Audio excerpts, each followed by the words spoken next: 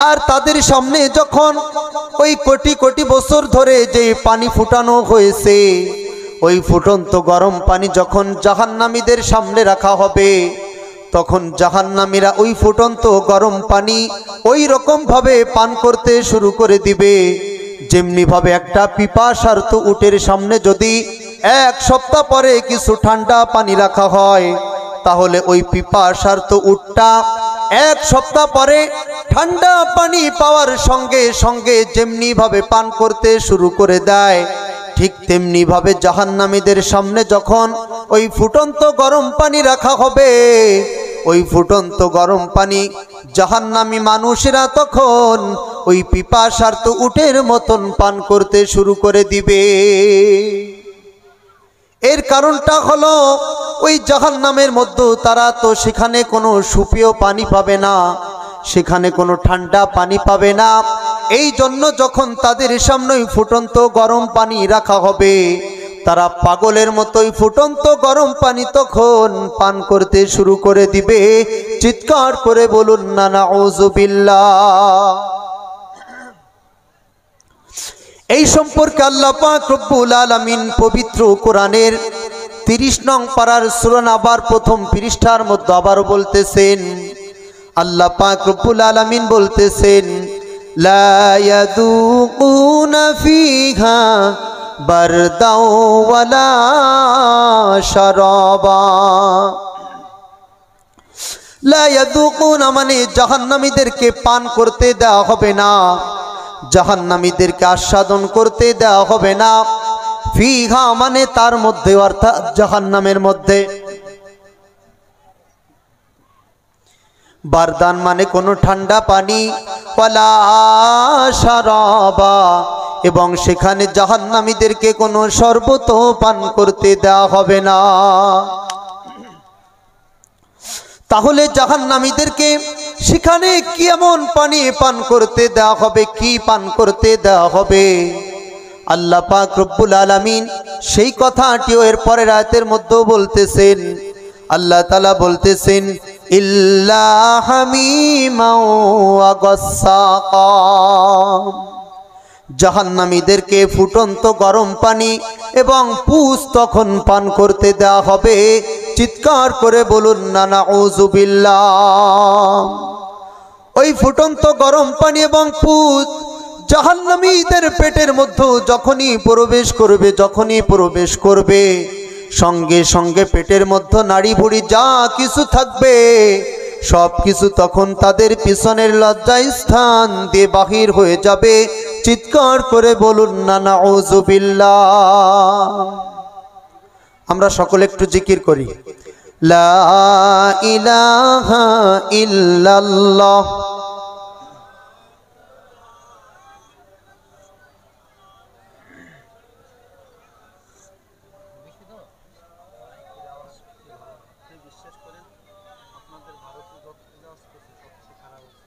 আয়োজনটা তো খুব ভালো লাগছে, সাউন্ড একটু ইকো থাকবে, সেগুলো কিছু নেই।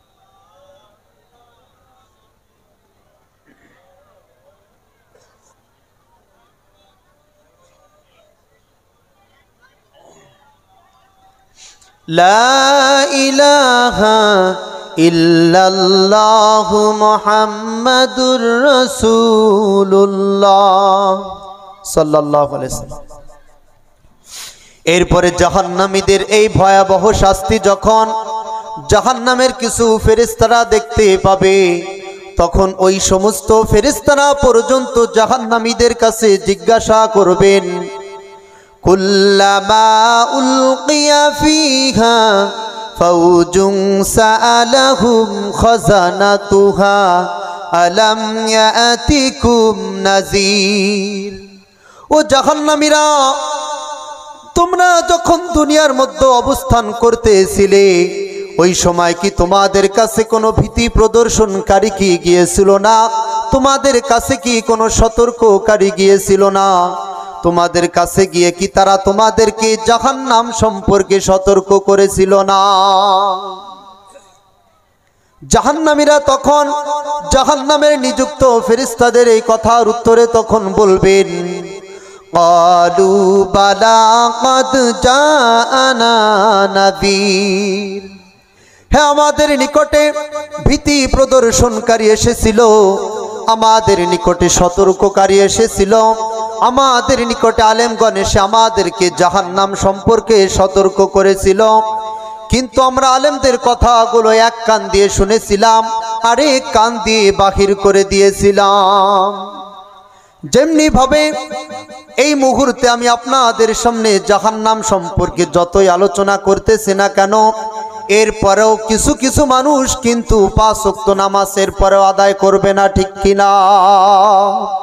আর মূলত এই মানুষগুলোই সেদিন জাহান্নামী ফেরেশতাদের ওই কথার উত্তরে বলবে যে আলেম ওলামারা আমাদেরকে জাহান্নাম সম্পর্কে সতর্ক করেছিল, 5 ওয়াক্ত নামাজ আদায় না করলে কেমন শাস্তি হবে সেই সম্পর্কে বলেছিল। রমজানের 30টি রোজার মধ্য থেকে একটি রোজাকেও ভঙ্গ করলে যে হাজার হাজার বছর জাহান্নামের আগুনে জ্বলতে হবে এই সম্পর্কে আমাদেরকে সতর্ক করেছিল। সুদ খাইলে জাহান্নামে যেতে হবে, সুদ খাইলে কোনো ইবাদত আল্লাহর কাছে কবুল হবে না এই সম্পর্কে আমাদেরকে সতর্ক করেছিল। পর্দা না করলে জাহান্নামে যেতে হবে আমাদেরকে এই সম্পর্কেও সতর্ক করেছিল। কিন্তু আমরা আলেম ওলামাদের কথাগুলো এক কান দিয়ে শুনেছিলাম, আরেক কান দিয়ে বাহির করে দিয়েছিলাম। আর এই কারণেই আজকে আমরা জাহান্নামী হয়ে গেছি। চিৎকার করে বলুন না নাউযুবিল্লাহ। এরপরে জাহান্নামীরা তখন আফসোস করবেন আর বলবেন ফাকালু লাউ কুন্না নাসমাউ আও নাকিলু মা কুন্না ফি আসহাবিস সাঈর। হায় আফসোস, আমরা যদি দুনিয়ার মধ্যে বসে আলেম ওলামাদের কথাগুলো যদি শুনতাম আর তাদের কথাগুলো যদি মেনে নিতাম, তাহলে আজকে আমাদেরকেই সাইর নামক জাহান্নামে আসার আর প্রয়োজন হতো না, আমাদেরকেই প্রজ্বলিত আগুনের মধ্যে আজকে জ্বলতে হতো না। জাহান্নামীরা সেদিন এরকম ভাবে আফসোস করবে। কিন্তু ভাইরা আমার, সেদিন যতই আফসোস করা হোক না কেন, কোন আফসোস কিন্তু সেদিন আর কোনো উপকারে আসবে না, ঠিক কিনা? আফসোস যা কিছু করার এই দুনিয়ার বুকেই করতে হবে, এই দুনিয়ার বুকে আমাদেরকে শিক্ষা গ্রহণ করতে হবে, ঠিক কিনা? এরপরে জাহান্নামীরা যখন জাহান্নাম থেকে বাঁচার জন্য আর কোনো উপায় দেখবে না, তখন জাহান্নামীরা আল্লাহ তাআলার কাছে তখন দোয়া করবেন, রব্বানা আখরিজনা না'মাল সালিহান গায়রাল্লাযী কুন্না না'মাল। ও মালিক, তুমি আমাদেরকে জাহান্নাম থেকে একটা বারের জন্য বাহির করে দাও, তুমি আমাদেরকে আরেকটা বারের জন্য দুনিয়ার বুকে পাঠিয়ে দাও। আমরা যদি আরেকটা বার দুনিয়ার বুকে যাইতে পারি, 5 ওয়াক্ত নামাজ সঠিকভাবে আদায় করব, রমজানের 30টি রোজা রাখবো, হজ করব, যাকাত প্রদান করব, মানুষের সঙ্গে কোনোদিন খারাপ ব্যবহার করব না, ভালো ব্যবহার করব, সুদ খাবো না, ঘুষ খাবো না। ও মালিক, তুমি আমাদেরকে আরেকটা বারের জন্য দুনিয়ার বুকে পাঠিয়ে দাও। আল্লাহ তাআলা তখন জাহান্নামীদের এই কথার উত্তরে তখন বলবেন, আওয়ালাম নুআম্মিরকুম মা ইয়াতাযাক্কারু ফীহি মান তাযাক্কারা ওয়া জাআকুমুন নাযীর। ও জাহান্নামীরা, আমি কি তোমাদের কেমন একটা হায়াতের জিন্দেগি কি দান করেছিলাম না? এমন একটা জীবন কি আমি তোমাদেরকে দিয়েছিলাম না, যেই সময় তোমরা ইচ্ছা করলে নামাজ আদায় করতে পারতে, ইচ্ছে করলে রমজানের 30টি রোজা রাখতে পারতে, ইচ্ছে করলে তোমরা ভালো ভালো কাজ করতে পারতে। কিন্তু ওই সময় তো তোমরা আমার আলেম ওলামাদের কথাগুলো শোনো নাই, আমার আলেম ওলামাদের কথাগুলো তো তোমরা তখন মান্য করো নাই। এক কান দিয়ে শুনেছো, আরেক কান দিয়ে বাহির করে দিয়েছো। সুতরাং ফাযুকু ফামা লিয-যালিমিনা মিন নাসির, আজকে তোমরা জাহান্নামের আযাব ভোগ করো, আজকে তোমাদের জন্য কোনো সাহায্যকারী নাই। চিৎকার করে বলুন না নাউযুবিল্লাহ। এরপরে জাহান্নামীরা জাহান্নাম থেকে বাঁচার জন্য আরো কাকুতি মিনতি করবে। তারা তখন বলবেন, ও মালিক, দুনিয়ার বুকে আমার তো আত্মীয় স্বজন ছিল, আমি একটু তাদের কাছে গিয়ে দেখি তারা একটু আমাকে এই জাহান্নাম থেকে সুপারিশ করে জান্নাতে নেয় কিনা। আল্লাহ পাক রব্বুল আলামিন এই সম্পর্কে পবিত্র কোরআনের মধ্যে আগের থেকেই বলে দিয়েছেন, ফাইযা নুফিখা ফিস-সূরি ফালা আনসাবা বাইনাহুম ইয়াওমাইযি ওয়ালা ইয়াতাসাআলুন।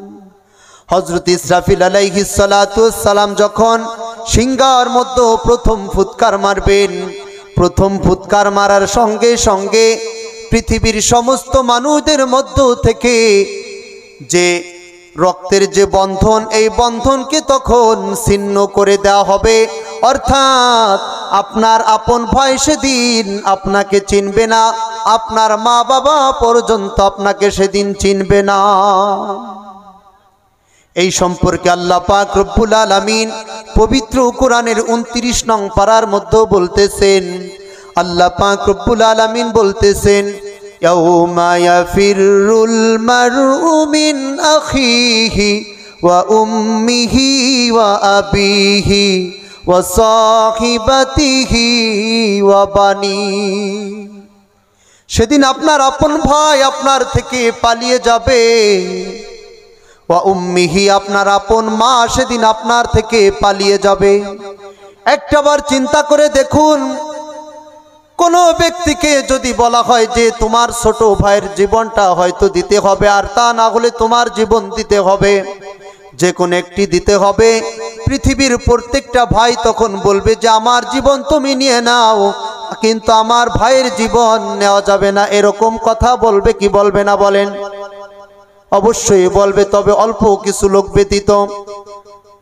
কিন্তু দুনিয়ার যে কোনো পিতা মাতাকে যদি বলা হয় যে তোমার সন্তানের হয়তোবা জীবনটা দিতে হবে অথবা তোমার জীবন দিতে হবে, তাহলে পৃথিবীর প্রত্যেকটা পিতামাতাই তখন বলবেন যে প্রয়োজনে আমাদের দুজনের জীবনটাই নিয়ে নাও, কিন্তু আমাদের সন্তানের জীবনটা নিও না। এরকমের কথা বলবে কি বলবে না বলেন? অবশ্যই বলবে।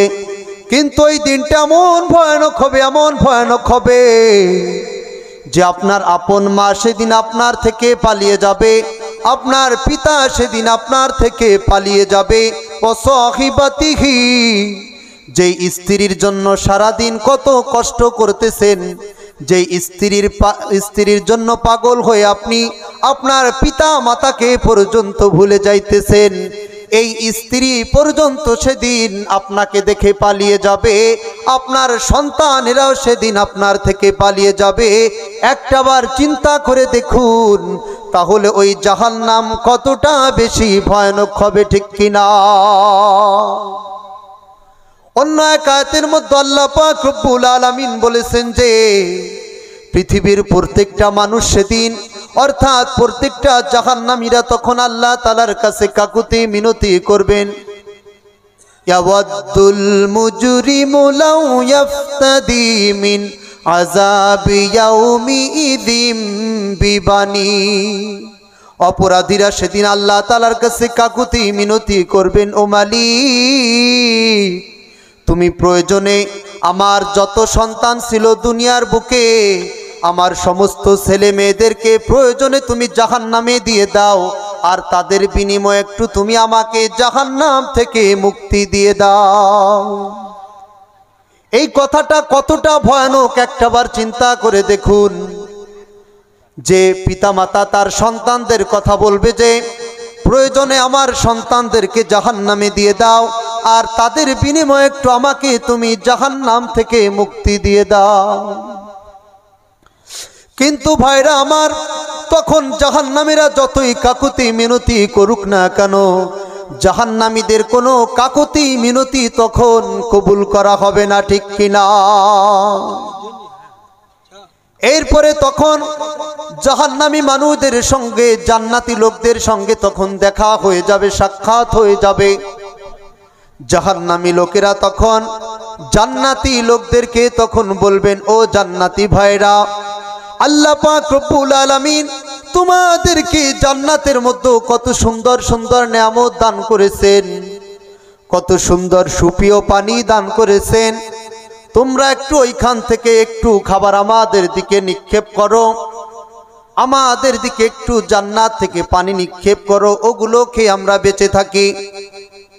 এই কথা বলার পরে জান্নাতি লোকেরা তখন জাহান্নামী লোকদের এই কথার উত্তরে বলবেন, ও জাহান্নামীরা, আল্লাহ পাক রব্বুল আলামিন আমাদেরকে জান্নাতের মধ্যে অসংখ্য কোটি কোটি নিয়ামত দান করেছেন ঠিকই, কিন্তু আমাদেরকে এই কথাটিও বলে দিয়েছে যে তোমরা তোমাদের ইচ্ছা অনুযায়ী জান্নাত থেকে যা ইচ্ছা তোমরা খাইতে পারো, যা ইচ্ছা ভোগ করতে পারো, কিন্তু এইখান থেকে এক ফোঁটা পানিও জাহান্নামীদেরকে দেওয়া যাবে না। অর্থাৎ ও জাহান্নামীরা, আল্লাহ পাক রব্বুল আলামিন এগুলো তোমাদের জন্য হারাম করে দিয়েছেন। চিৎকার করে বলুন না নাউযুবিল্লাহ। এরপরে জাহান্নামীরা আরো বেশি হতাশা হয়ে যাবে, হতাশাগ্রস্ত হয়ে যাবে। জাহান্নামীরা তখন মালিক দারোগাকে উদ্দেশ্য করে বলবেন, ওয়ানাদাউ ইয়া মালিক লিয়াকদি আলাইনা রব্বুক। ও মালিক দারোগা, তুমি একটু তোমার প্রভুর কাছে আমাদের জন্য দোয়া করো, আমাদের জন্য কাকুতি মিনতি করো, তিনি যেন আমাদের ব্যাপারটা এখানেই খতম করে দেয়, এইখানে যেন শেষ করে দেয়। অর্থাৎ আমাদেরকে যেন এই মুহূর্তেই জাহান্নামের মধ্যে একেবারে মৃত্যু দিয়ে দেয়। জাহান্নামীদের এই কথার উত্তরে তখন মালিক দারোগা বলবেন, না না, ক্বালা ইন্নাকুম মাকিসুন, তোরা এখান থেকে কোনোদিন বের হবি না, তোরা চিরটা কাল এখানে এরকম ভাবে অবস্থান করবি। চিৎকার করে বলুন না নাউযুবিল্লাহ। এরপরে জাহান্নামীরা এরপরেও যখন আবারও হতাশাগ্রস্ত হবে, এরপরে তারা আবারও ফেরেশতাদের মাধ্যমে আল্লাহ তাআলার কাছে তারা দোয়া করবেন। ফেরেশতাদের কাছে বলবেন, ও ফেরেশতারা,